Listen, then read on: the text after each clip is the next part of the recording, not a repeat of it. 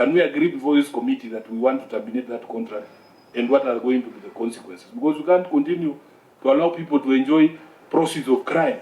Let's just declare this SHA and SHIF a criminal enterprise, and we'll close it today and face the consequences in those courts of arbitration.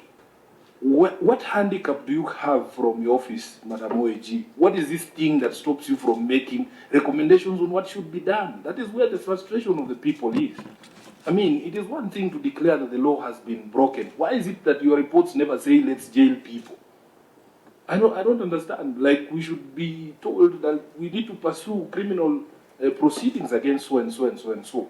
And then even for us, Honorable Chair, when we interact with these reports, I have been asked by Kenyans many times, so you come and you make noise in Parliament and you say, oh, this thing is bad.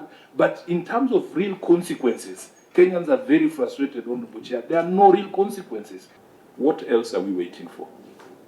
Shouldn't we then be asking for administrative action, for people to be fired, for people to be investigated, for people to be arraigned in court? And those people are not just the people on the government of Kenya side, but including the system vendors. If there's a breach, then perhaps there are two parties to it. Parliament or the County Assembly debate and consider the report of the Auditor General and take appropriate action. So if we start from there, then we can agree that every institution has a role and mandate. We have issues that I've raised on procurement of the healthcare information technology digitization system. And I have raised issues concerning the budget for the procurement, which was not in place. I have raised issues on competitive procurement because there was utilization of the specially permitted procurement procedures.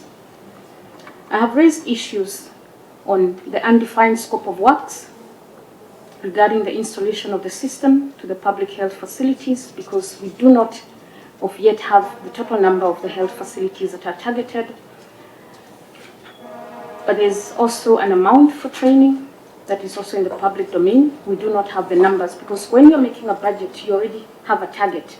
It can be a moving target when numbers rise, but at least you have a baseline that we want to train 3,000 people, so we need 7 billion, or we want to train 4,000 people, so we need 10 billion. So I've raised issues on that, and it's in the report.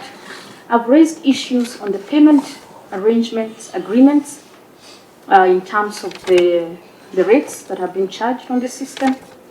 I've also raised issues on the unfavorable contract clauses with regard to moving forward. How will we ensure that the system works for Kenyans and is managed by Kenyans? The same issues that I've raised under the e-citizen